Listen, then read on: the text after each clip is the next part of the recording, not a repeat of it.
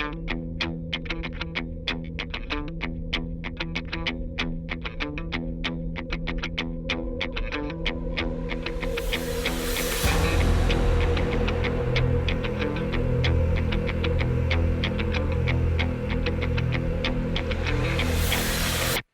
what's up everyone? Welcome to the North Leeds Jitz podcast. Today I'm joined by Coach Anthony over at Gracie Bar Hartlepool. And if you watched the episode we did with Professor Gaz at Gracie Bar in Middlesbrough, Coach Anthony was the man that he recommended to come onto the show. So definitely a high praise from Professor Gaz there, because he's great dude in himself. So him to recommend you, high praise indeed. Yeah, it was really good. Yeah, really good.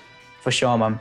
So, Coach, just tell me like a little bit about yourself, like where you're from, where you grew up, and all that kind of stuff. Yeah, so from really central in Middlesbrough. Grew up around there all my life, not doing much really. I wasn't really into sports or anything. Yeah. I was into motorbikes and stuff when I was younger, but the group of friends I chose at the time maybe was leading me down the wrong path a little bit. So, when I left school, well, not much grades behind me, so I didn't go to college. I went straight into work and stuff. And that was a good turning point a little bit for me, getting into work. Yeah. So from that... Sorry. Had you done any martial arts as a kid? No, I wasn't into... I went a few boxing lessons here and there. Never really stuck nothing out. I was always nervous about going into places like this, so... All right. So I went all the way through my 20s, working away a lot and boozing, getting overweight. Things went into drugs as well. I was in a bad point of my life, to be fair. So then, obviously, it come to a point I needed to... I knew myself I needed a change. Yeah, I had young children at home and stuff, and I was working away. When I was coming home, I just wanted to be out boozing. It just wasn't healthy for my relationship or anything. So I decided that I needed to change. So, and I was changing. I was started to be with my diet and maybe stop drinking as much. So, and then I started to go to a normal weightlifting gym, trying to get a little bit healthy, and nothing was changing really, because I was still going back into my old ways on a weekend, out all weekend or whatever it might be. So, and then I always knew Professor Gareth. I always knew him. He's a well-known guy in our area. So, all right, okay. I bumped into him into the local gym where I was at, and then we just got talking, me and one of my friends, and he said, "Look, I can help you. Come and do some of this jiu-jitsu," and which I'd heard of jiu-jitsu before, because obviously with UFC, which I was always really into. But I used to think, oh God, man, I could never go into a MMA gym. I don't think we had that many around our area at the time as well. So Gareth was like saying, yeah, come along to my class. We didn't have an academy at the time. He just had a set up in his garage. Right. And he was still travelling to Nottingham with Professor Victor, getting his classes in there and stuff. So I was like, yeah, I'll come along. Yeah, you're giving it all this, as you do. Yeah, I'll be down to the class, no problem. And then I never turn up. And this went on for a number of weeks, and he was catching me in the gym now and again still. And he's saying, I thought you'd come. Oh, well, the typical excuses. I was at work, I had this. And then really I just thought, I need to take this plunge and see what it's all about.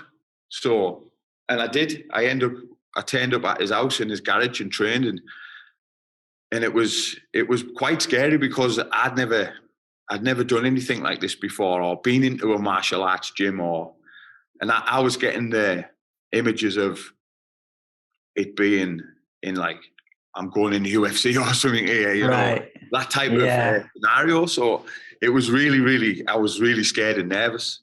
So I always remember my first class, there was maybe a couple of blue belts, a brown belt, a purple belt was there, and maybe a couple of white belts as well, all in this garage, all training. Yeah. And at the end, when we done some positional rolling, this this really small blue belt, like maybe 60 odd kilos, I don't know. And at the time I was 21 stone then. Wow. He was a really, really big guy. And we were doing this position of rolling. Maybe he's from guard, I'm not sure, I can't remember, but I do remember he was putting collar chokes on me and choking me out. And I was thinking, wow, I need to learn this. If a guy this size can do this to me, like I need to crack on and learn some of this, what's going on. So that kept me intrigued into the jiu-jitsu, you know. So yeah, so it was, I just kept on turning up to the garage as it was at the time, and white belt all the way in that garage, and just kept training. Do you remember what year this was? This would have been 2015, I think, or maybe early 2016. So I just was so keen to learn what was I was thinking. How did that guy choke me? How does he do this to me and stuff like that? So I just kept turning up to the classes. What Gareth? I think at the time he was running two classes a week out of his garage, because obviously he was busy down at Nottingham and stuff. So and it was the class quickly grew in the garage, you know. And I think Gareth realised then that he needed a bigger place. He needed to get official, open a proper Gracie Bar school, and it just took off from there. Yeah, so it's been a crazy journey. So it's an amazing story, man. Yeah, I got a lot to unpack there as well. Mm-hmm. I was wondering, was there like a catalyst type moment where, you remember when you said you decided you needed to make a change with your lifestyle? Yeah. Was there a moment that kind of brought that about, or was it just a gradual feeling? No, there was a lot of moments like I could feel myself at work, because the scaffold is like it's an active job, you know, so it's like physical. And sometimes I was feeling really like my body just tired and stuff like that. And then I was coming up to 30 at the time as well. So I thought, like, I ain't getting any younger now. Something needs to change. And if I'm a big believer, if I never found Brazilian Jiu-Jitsu, I don't know where I would have ended up. That is like massive part of my life to change, because I went on to, I don't drink anymore. I don't smoke. I definitely don't take drugs. But in my early days, like that was happening because of, maybe he's not blaming the circle of friends I had, because it's on me. It's my choice what I do. But when I distance myself from that circle, that's it. So all I do, train, spend time with my family, go compete, maybe have a holiday where there's not COVID. So the big turning point was maybe it's a year, not would say the year, but a few months before I reconnected with Gareth. That was a big thing for me when I just started to tweak things up with my diet a little bit, but I still wasn't out of the rut that I was in, because I was, like I said, I was still going out, heavy drinking, and the drink, at least the bad food, and you don't want to do now. You definitely don't want to do nothing active. So, yeah, that was a big little turning point. It gave me a wake-up call of, like, come on, let's get yourself sorted here. Let's get your head together and do something. And it, like, turning up to that first session in the garage, like, if I never had done that, God knows where would it be. Maybe he's not with a wife and a happy family and stuff. Yeah. So it was a real big thing. Like, that was the pivot, if you like, of my big change that come about. So do you think, obviously jiu-jitsu having such a big impact on your life at that point, do you think it was just training jiu-jitsu, or did it have a lot to do with, like, the community and Professor Gaz and all the guys? Yeah. What was it?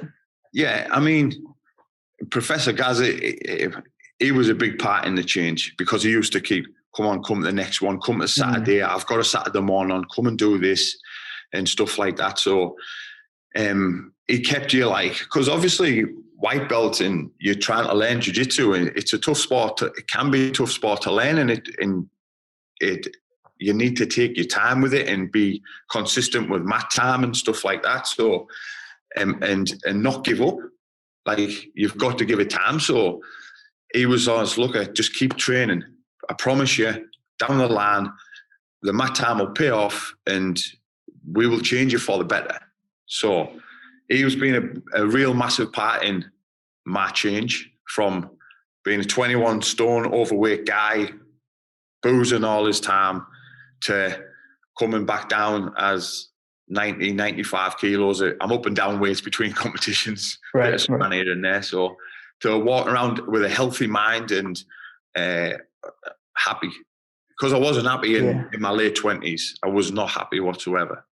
So it was he was being a big part of my change for sure.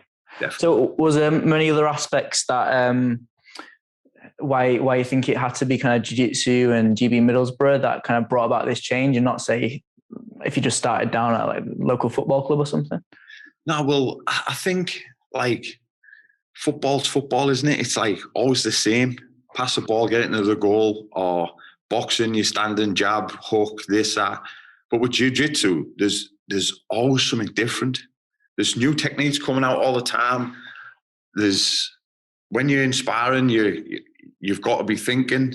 It's really so that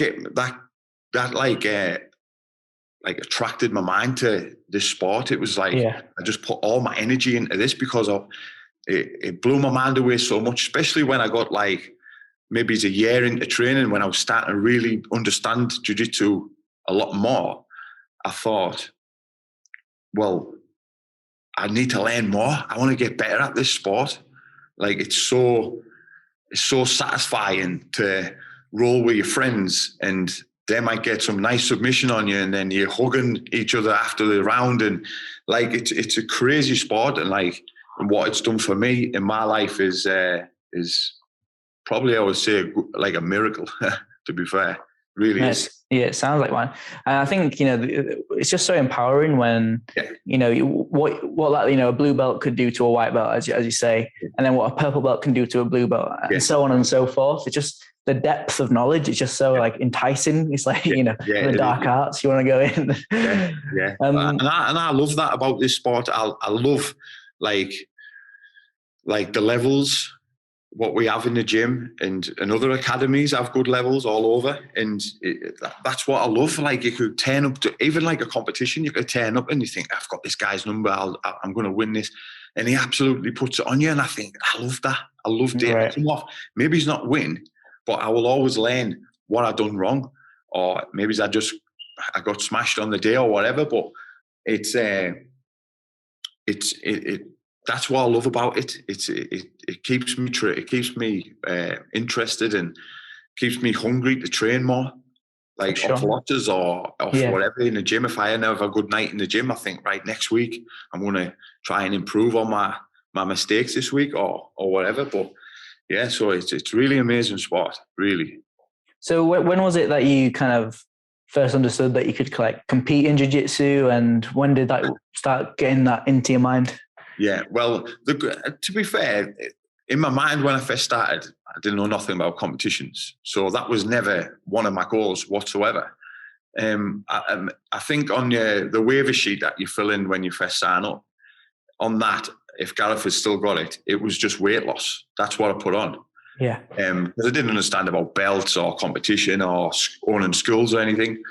So I think I was like 4 months into training, and there was a little tournament running in Glasgow in Scotland, and Professor Gas said, well, what did you fancy jumping in? And I was like, yeah, I'll give it a go. I don't mind. Like, I probably didn't know much jiu-jitsu. So I thought, yeah, I'll just give it a go. So we goes up to Scotland and stuff like that. And on the competition day, there was a guy, he was lighter than me. I was super heavy, and he didn't make weight in his division. And I see him, he pops along at them tournaments then. There was not really any rules or restrictions. So he just dived over the barrier and he jumped in my bracket. So, and that didn't go too well. I got armbarred in under a minute. But again, the mindset I had, I thought, I'm not quitting this. That was a Sunday. The Monday morning and evening classes, we were back training as hard as ever, trying to repair our mistakes on the day, but I didn't let it affect my mindset. So that was like when I first started to get into competing then in that first Glasgow tournament, and then from then we just continued with it because I love to do it. I love the feeling of the nerves and the build up of the weeks before.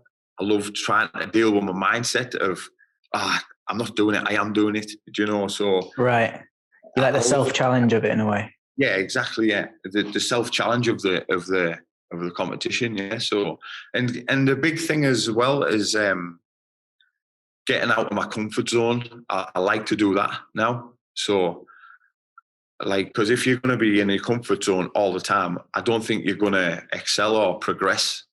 You need to be out of that comfort zone to improve and to progress, and that's what I thrive off that. I thrive off that, getting out of my comfort zone and dealing with nerves. If I can win my nerves on the day, I'm confident I may win the match. So it's I do love to compete now. I do. Yeah. Such a big thing within kind of jiu-jitsu, trying to get out of your comfort zone, because there's so many levels to it, right? You know, first thing is like just showing up to your first ever class. That's probably getting way out your comfort zone. But eventually just going to class is fine. And then you start going to live training, and that's tough. And then you start putting yourself in bad positions and trying new things, and you're out of comfort zone again. But eventually you might get comfortable just training in the academy, right? And even though you're training hard and you're getting smashed, and it's still kind of, it doesn't have a different kind of challenge to you in the same way that going to competition does, and putting it all on the line. Yeah. I think when getting comfy in your class, like we spoke at the weekend, like our level's really good in Middlesbrough, but when we were done Europeans, 2020, we knew that we had to get out of our comfort zone again. Yeah. That was going to Victor's comp class 3 days a week. I think we'd done it for maybe 5-6 weeks before the competition, through Christmas, sacrificed Christmas for that tournament, stuff like that. So that was it, getting out of the comfort zone of being with our friends in the gym and not rolling so hard, or if you had a tired night, you could take it easy, or a bit of floor rolling or something. But so we knew we had to get out of that comfort zone and change that mindset to go and surround yourself with absolute beasts in Nottingham and winners, podium winners, medalists and stuff. So I think that was another big thing for me, because like I knew guys in Nottingham from going down there with Professor Gareth, and I knew Victor and stuff, but I went at the first com class I'd done, I went on my own because Gareth was busy with work. So I was like, man, it feels like I'm competing again here. Yeah. I've got these nerves and butterflies, and I'm walking into their com class and there's X amount of black belts, and I'm like, whoa. It was like, I'm out of my comfort zone again. But the guys are really, really welcoming down there, and everyone's like really cool and stuff like that. So I soon settled into that com class. After a couple of sessions, I was fine, you know. Yeah. So I was still out of my comfort zone a lot, but it was a good experience to do that. Yeah, really good. You remind me of two things there.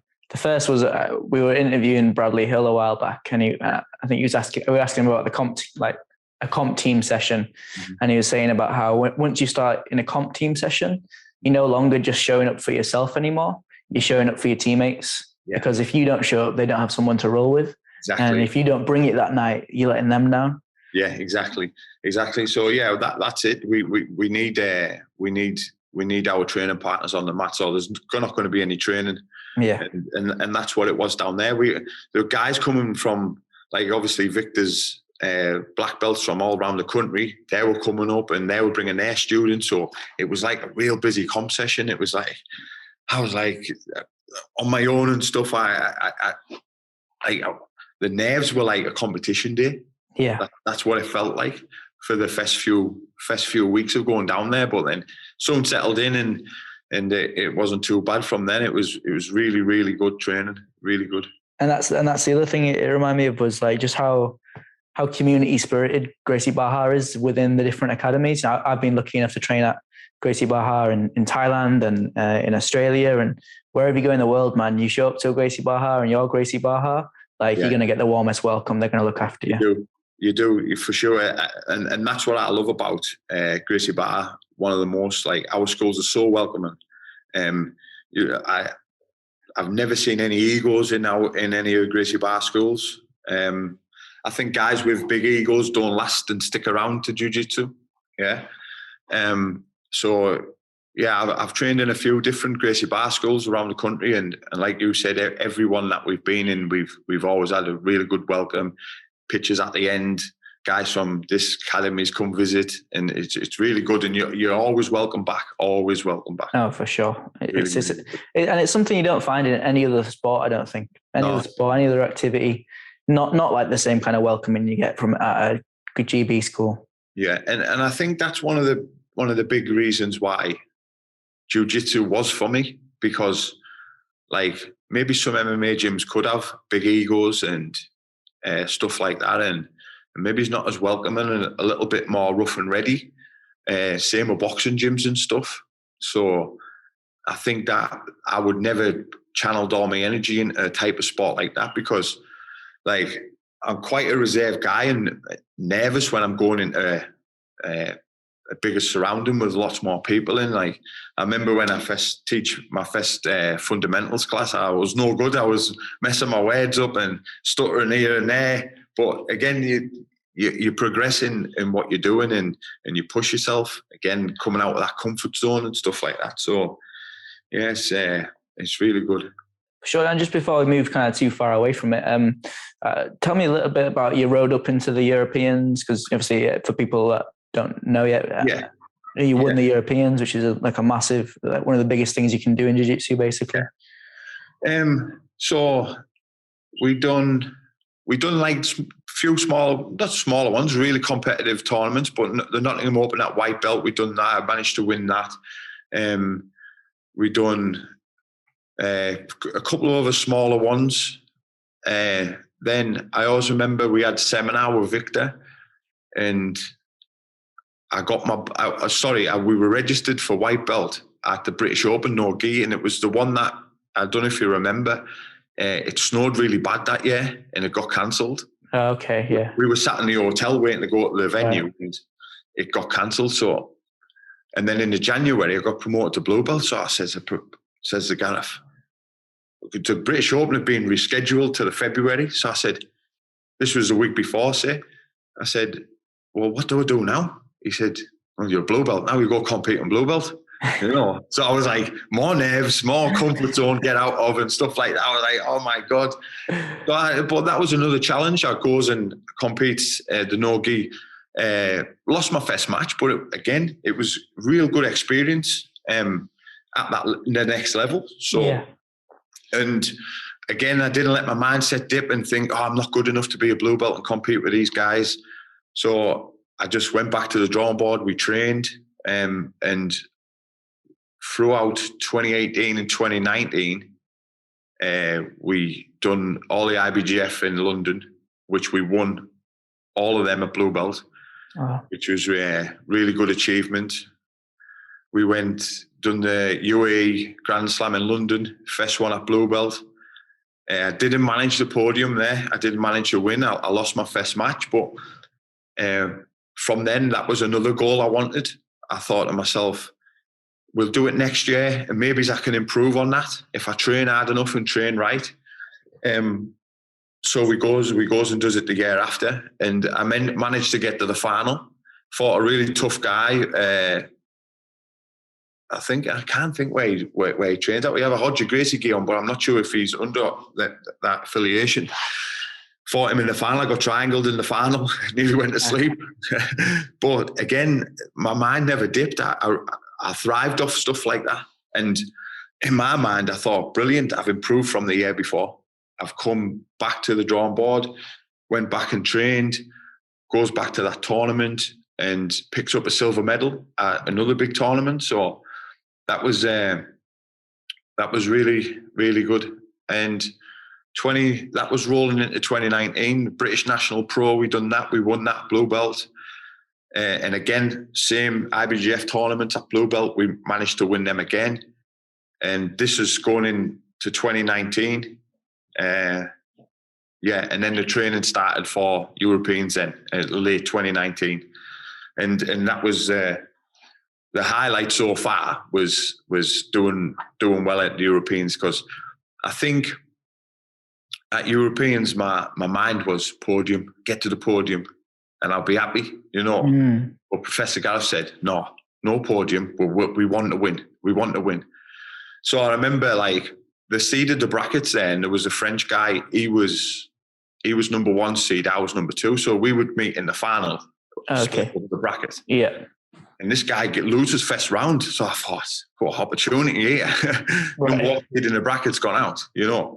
So anyway, I get to buy a first round, which would have been my first, so I would have had 4 matches I get to buy. And I wins my first match, gets me on the podium. So I said to Gareth, I come off, I went, am I on the podium, Gaz? And he's like, yeah. And then he went, no, anyway, you're not on the podium. You're not. You know, because I could have had the mindset of, well, I'm going to take it easy now. I've got a medal. I can go on. Yeah, so we that mindset didn't change throughout that day. And the next 2 matches we won. No points against you. A couple of submissions and 1 on points in the final, which was really, really good. And then obviously we bumped into COVID, so it stopped us in our tracks. So, and of course, getting my purple belt out there on the podium was a big thing, a real big achievement. Like, because for a moment, my mind flashed back to when I was 21 stone, drinking, and I was thinking, man, look where I'm at now. There's like 5,000 people in this arena. Yeah. All these competitors, and I'm here now. I'm getting my purple belt in Brazilian Jiu-Jitsu. This has blown my mind away. Still, I'm like, I couldn't like grasp what was going on, you know. So that was another real massive achievement in my life. That's crazy, that, isn't it? Like, it reminds me of I don't know if you read David Goggins' book, Can't Hurt Me. I've heard it because one of my mates had it in the car all the way to London trying to settle his mind. Nice, yeah. I listened to the audiobook too. I'm a terrible reader, dyslexic as it gets. But at the end of that book, he's talking about how, like, in his head, he's thinking about when he dies and he gets up to heaven or whatever he kind of thinks he believes in. And they look back on his life and all the things that he could have been if he just made some different decisions. And he was thinking like, oh, if I had died when I was like that cockroach exterminator guy, I would never have reached the heights that he kind of has reached now and done all those things. Similar to you, right? If you didn't bump into Gaza, if he didn't kind of get you down to jiu-jitsu, you never would have been standing there at the height of, you know, the European Championship. Yeah, that was exactly that. Like, and that's what, for a moment when I got the promoted and he tied the belt on my waist, and like I was getting emotional, choked up because I was thinking about the previous years of like you said, or where you could have been, you know, where you ended up.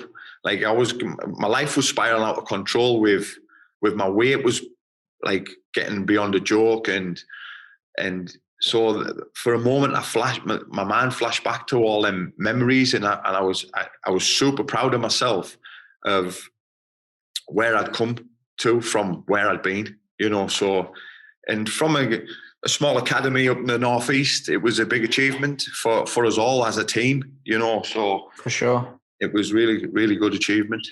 What do you think? In terms of, you know, training, you know, on the mat, what do you think separates someone that's gonna win the Europeans and someone that just kind of that goes there but, you know, isn't medaling, doesn't win? Well, the difference being with somebody winning that and like you said, not medaling or not doing so well, I think it's the dedication what you need to put in before that. Like, the Europeans is always January, so we have Christmas. Everyone has Christmas on top of it. My Christmas was over that year. I didn't have Christmas, you know. So I trained in Nottingham. The comp classes were still on over the holidays. I went down there, whereas I could have just went, you know what, it's Christmas, I'll put my feet up, you know. But I never. I got in my car in the cold and the ice, drove 2 hours to Nottingham, done my comp class, come back home. We done that over the holidays. So I think if you want to be the best at that level, you've got to train with the best, and you've got to put the effort in to get there. it's not going to be handed to you. You've got to really put it in, and that's what we had to do. And Gareth pulled me to one side and said, "Look, we've registered, the flights are booked. Now you've got to put the work in now. You've got to go down there. That's where you need to be." So, and that's what we done. And I think that was the difference on getting to podium. I would have been ecstatic with, but winning it was a big thing. So, and I do think that's a difference, definitely. Yeah. So. Amazing, man. Amazing. So what's your, I want to talk a bit about coaching and Gracie Barra Hartlepool and stuff, but just before that, like, what's your future aspirations with competing? Where do you want to go? I want to do the Europeans again at Purple Belt. Obviously, COVID stopped us, and there's no schedule for Europeans out with IBJJF yet. So God knows when that's going to be, because Wales is on in December, I think. So it's like the comps, the well-known geese, I think that's on, and then the Gee Wales is on. So I don't know where they're going to slot the Europeans in, because it's normally January. All the guys who compete in Wales. So I don't know, not sure where that's going to fit in. I would love to go and do World Masters in Vegas. It's actually cool. In November, but it's down in like Orlando area, stuff like that, because obviously COVID restrictions still. But okay. I think maybe once things with COVID have settled down, I think maybe we'll aim at. Obviously, Europeans is another big one. IBGF again in the UK when they come back. All these tournaments, UA, the Jiu-Jitsu Federation, just go back and test myself at purple belt, each belt. That's the aspirations of competing. Yeah. Amazing, man. So, how long have you been coaching? And tell me about kind of your coaching role and your own little philosophies and stuff like that. Yeah, well, I started off with the kids when I was white belt, just helping out and stuff like that with the kids' curriculum. So, and that was loads of fun. Gracie Barra's kids' curriculum is amazing. It really is. Like you sometimes think, oh man, how can you teach these guys techniques? They're so young, but they learn it through the phrases that you say and stuff like that. And what's your favorite age group to teach? Well, I like the teens, like a bit older. Like the younger ones, like is a challenge sometimes with the younger ones. They are fun. Don't get me wrong. They are fun. But so that was really good. I really enjoyed that. But one thing with work or another, it was restricting me from getting to them classes. So I just carried on training my own jiu-jitsu and stuff. And then Professor Gareth come along and said, look, jump in and help me coach with fundamentals and start thinking about your coaching and stuff like that. So I did. I was helping out with the fundamental classes. I think maybe he's early blue belt. Yeah. And then it just went from there. One day he said to me, do you want to teach a class? And I was like, whoa, I was getting, nerves are kicking in again, out of your comfort zone again, and stuff like that. But again, I thrive off that. So, so the teaching, my role is the really GB1, the fundamentals. I love this place, Hartlepool, at the minute. It's a new school, been open 4 or 5 months. So, it's really good. Really, really enjoy the coaching. And I must imagine, especially in kind of teaching the kids' classes and stuff, and having known what you said about ending up in bad crowds as a younger and going down, not as enjoyable paths. You get to have a real impact on people's lives in your area, right? Yeah, of course. Yeah, I mean, you can tell people your experiences and try and keep these kids down the right path, especially the teenage ones, like the ones coming up 14, 15 and stuff like that. Because at that moment in my life, at 14, 15, that was maybe starting to go on the wrong path at the time. Not settling, not being very good at school, skipping out of lessons, basically doing what I wanted. And I think now when our kids come in and train jiu-jitsu and they're not on the streets, because I think the streets today are massively, massively different to when I was 15. Like, I think they were a bit more safer back then than it is now. Oh, really? So when the kids are training, they're not on the streets and they're getting discipline drilled into them, respect, all that type of stuff. So, you can tell these guys, look, don't go down that path, stay on this path. Yeah. So it's in that aspect with coaching as well. It's really, really good. That's amazing, man. And yeah, I got to see. Well, I've taken one of Professor Gaz's classes before, and he's an amazing teacher. Yeah. But and he gave me some amazing advice about coaching as well, which I'm really thankful for. But it was amazing seeing him at the Open at the weekend, and just seeing how crazy passionate he was about his students. He's like over the railings, like it's like amazing to see. Like I say, every tournament I've done, he's got Professor Gallup's been right on the barrier with me, or as close as he can get. Yeah. So, and he always says to me, listen, just listen, don't look for me, listen. And arguably he's won me at my matches from the mat side, so I'm doing the wrong grip, or someone's got a grip on me what I need to get rid of. That's Gareth there. That's the voice there, what I'm listening to. So, yeah, he's really passionate about his students doing well, because like the better his students do, it reflects on Gareth. So he is really, really passionate, and he's a coach who will always back his students up to the hilt. He will go down. Like, he hopped on a flight to Portugal with us. He didn't have to do that, but he did. He come out there with us. He didn't compete himself, but he come out there and coached us and stuff like that. So he is really passionate about the students, especially, well, all of his students. But when he goes to compete, the guys compete, he'll always be there 100%. Amazing. It doesn't have to be from Professor Gaz, but it can be. It could be from any of Victor or anyone you've met in jiu-jitsu. What do you think some of the best advice you've ever been given is? Best advice, just to not keep training the mat time. Keep the mat time up.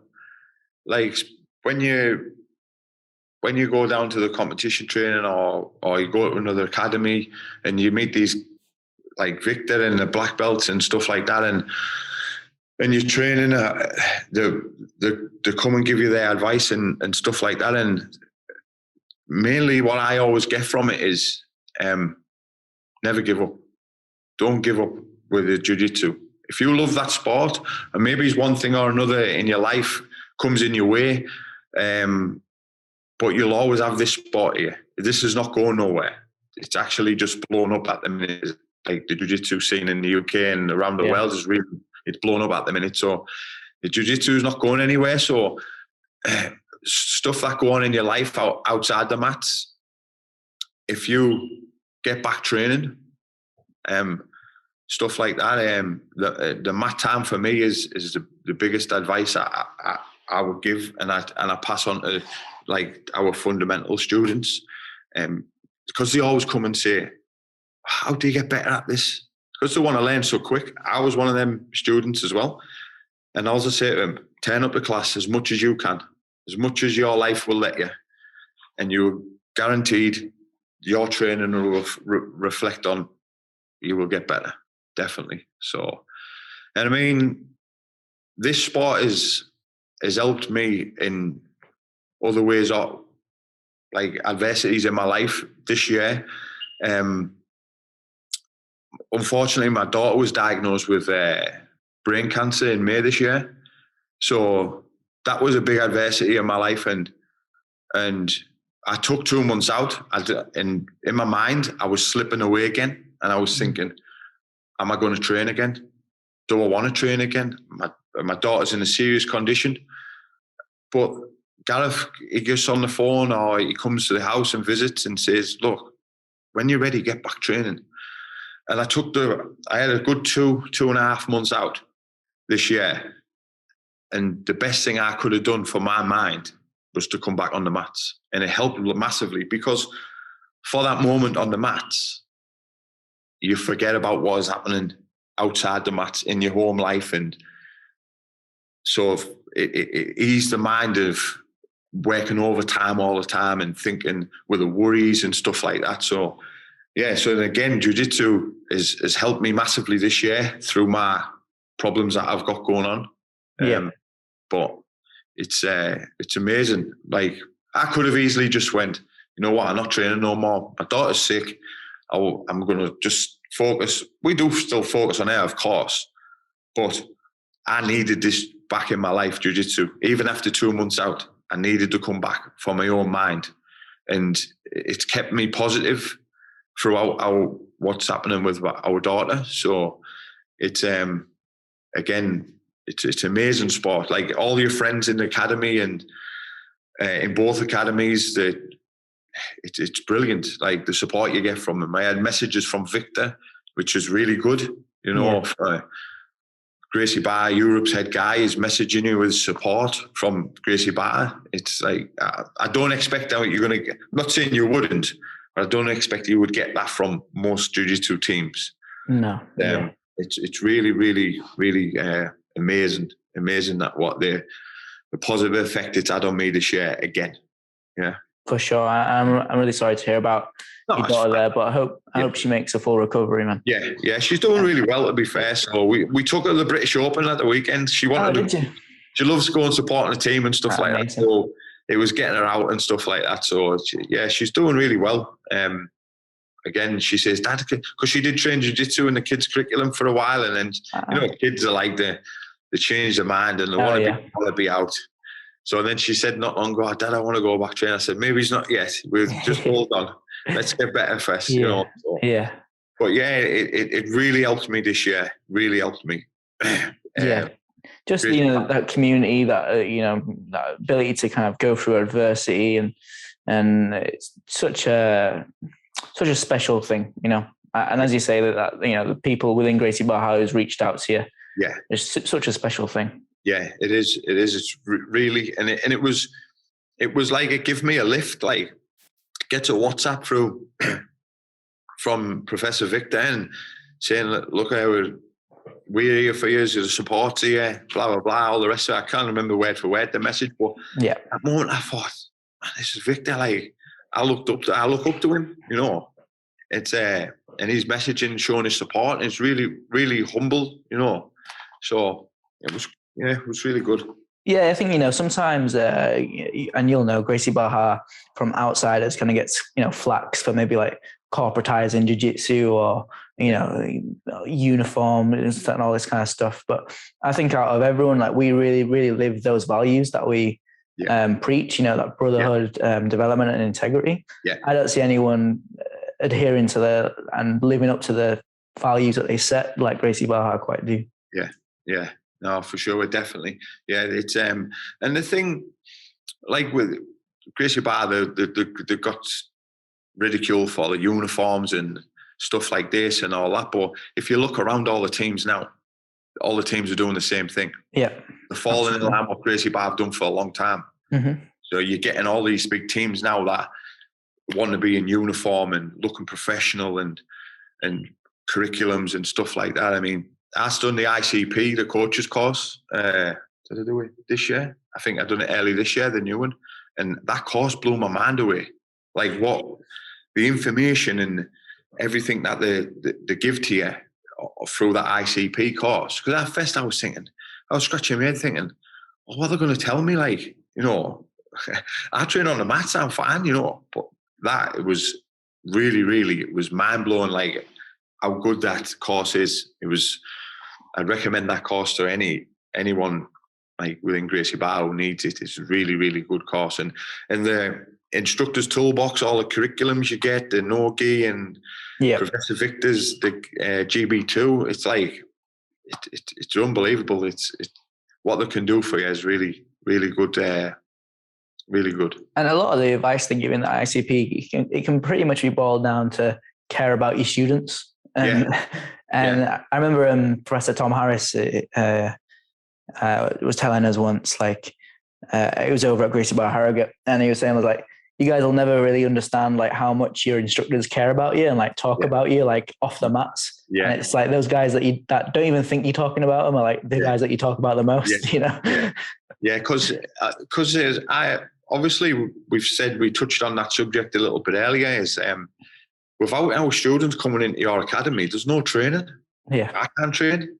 I might have a competition coming up, but if no one's turning up because they don't like the atmosphere or environment, then you look around, you're going to have an empty mat. I mean, Gracie Barra Hartlepool is a big mat. It's a big matted area and it's full. Most nights it's full. We're getting like for 4 months in, we're getting like high 20s into 30 students every night. That's amazing. So it is a good numbers. For 4 months in, we're just coming to the end of the curriculum. We opened up on week 16. Right. We're rolling up to the end of the first curriculum, and we've got like busy mats every night. It's like amazing to see. And I believe that that's the environment that Gracie Barr instills in us to bring to our students. A welcoming environment, a good atmosphere, and stuff like that. So, and I think that's why people keep coming through the door and returning, and no dropouts, you know. So, and we get all that. I got all that information through doing the ICP course, it's been really good for me to do. So, certainly a great course. I remember we've talked to a few people on the podcast. I think Professor Pedro Coelho and Ana Laura Cordero have kind of both said like Gracie Barr is like 10 years ahead of all of the jiu-jitsu schools. And now they're just kind of like trying to catch up. You know, things like a uniform is like, I don't know why you wouldn't want to have like standardized set. It's like, we all talk about how the only thing that matters on jiu-jitsu is like your character on the mat and this kind of thing. But then you get in like guys that show up in like super nice, you know, 300 quid show your old gi, and you got a guy over here with like a blitz gi, and it's like, well, we're getting around more things than just someone's, just, you know, character now. Yeah, exactly. Yeah. And obviously as well, when everyone's training or everyone's doing the warm up and everyone's in the same uniform, and like you could imagine there's someone wearing a white top and black pants, and someone's got an army gi on, and it does happen in schools, and that's totally fine. That's their schools. They run it out there, please, and stuff like that. But I just believe that that's a professional look to. And when people come through the door to sign up, and they're maybe looking through the glass onto the mat and they see everyone training, it's a good look. It's a good image straight off the bat. So you wouldn't expect like a football team to come out and like all have like mixed match kit. No, exactly. You wouldn't. You definitely wouldn't. No one would know which player was who. Where's the guy? So it's. But again, like, I mean, 6 years into this sport, and obviously Gracie Barr have always had the uniform within their schools. And then now, like I said, the schools are cotton onto the same thing. Everyone's doing the same, especially all the bigger teams are. Yeah. All the bigger teams are all in the uniform now. So, and like you said, these teams and stuff, these are years behind Gracie Barr. They're excelling in everything to do. And I found that I didn't realise as much until I sat on that ICP course and ran through that. And then I thought, wow, these are really, really going above and beyond to make sure their schools around the world, in the UK, Europe, are running to a high standard. And I think that's why they're so successful on and off, like business side and competition side. Really. Yeah. And unfortunately, you know, not talking about just jiu-jitsu here, but martial arts schools in general kind of like had a big decline in like in kind of like integrity and things like that, because not even just because the nature of the sports, like whereas jiu-jitsu is like a very true martial art in that like you learn something, you test it out, if it works, it doesn't work. But also just like it got to be, I think, too much of like just your academy can just be some rundown basement with some old dusty mats and like no one will care. And you can start like that for sure, but I think nowadays people expect a professionalism and like a service of jiu-jitsu, not just kind of we're all hard lags and go scrap in the back. Yeah, exactly. I mean, as well, because I always touch on the mindset. If, for example, like if the gym's rough and ready, like you said, a dusty mat and all different types of gis and the ripped and dirty stuff, and we've got some guy and doesn't have a strong mindset and he wants to train and learn jiu-jitsu, and he walks in and sees that, he's going to walk straight back out the door if they're just tough rolling and stuff. That's why, like, I think with the Gracie Barr curriculum, GB1 and stuff like that, going through the ranks with your stripes, it's amazing because it helps these guys on the journey. They're not coming into the academy and expected to be tough rolling straight away. They're coming, they're learning the techniques, they're going through the stripes and the gradings, and then when it's ready for them, their time, we're going to GB2. and we'll get some live training in, and there's no pressures on people to go full sparring rounds. They can still drill. They can do the positional rolling. So it's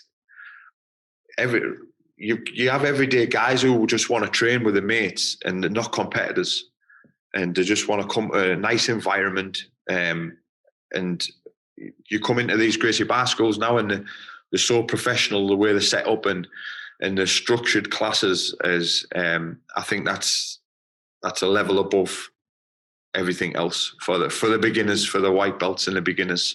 It really is. Mm-hmm. I hope Master Carlos is listening to this. He'll be buzzing. I know. We put me on the payroll. Yeah. Put us on the payroll if he wants. Awesome. Just, I mean, to kind of start closing things up, mate, I usually ask about martial arts and like the philosophy of martial arts and stuff. Do you consider yourself like a martial artist, or where do you stand on that?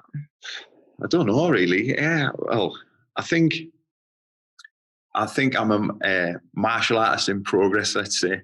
Yeah, just working my way through. When I get to black belt, maybe I'll consider myself a martial artist. But no, I don't consider myself that. I just consider myself an ordinary guy who likes to come train and who's done all right at his competitions and stuff like that. So maybe I'll have a different outlook on that, like I say, when we do get a black belt. But the journey restarts at black belt, so I've been told. So the black belt feels like a white belt again. Everyone's asking you questions, looking for answers. Yeah. So. No, I'm getting too many questions as it is. Exactly. I don't know. Right. Well, Coach Anthony, thanks so much for being so open and sharing your stories today. I really appreciate the kind of courage it takes to come on and be so honest. I think you've got to be honest. Like, you come on to something like this, and obviously maybe he's getting white belts, gonna maybe just click onto YouTube and watch this. So, and hopefully it has a positive effect on them to keep training, or if they are stuck in a rut, maybe it's with a bit of booze or something, get out of that rut and get on the mats and train. And I'm for sure that will change your mindset, and you want to get fit and healthy. Absolutely. Definitely. Mm-hmm. Yeah, there definitely will be, being that we've got, new schools, certainly a lot of white belts, I'm sure, will be coming to this, and I will really appreciate that advice. Yeah. But apart from that, I really hope we get to train at some point in the future. That'll be amazing. I'm sure I'm going to run into you at competitions and stuff, and we'll say hi. Definitely, mate. And come up with Hartlepool, come up with Gracie Bar Hartlepool. Yeah, I'd love to. All right, Coach, until next time, man, thanks so much for doing this, and we'll speak soon. Cheers, thanks a lot, mate. Cheers. Take care. Cheers, Bye. Andrew. Bye.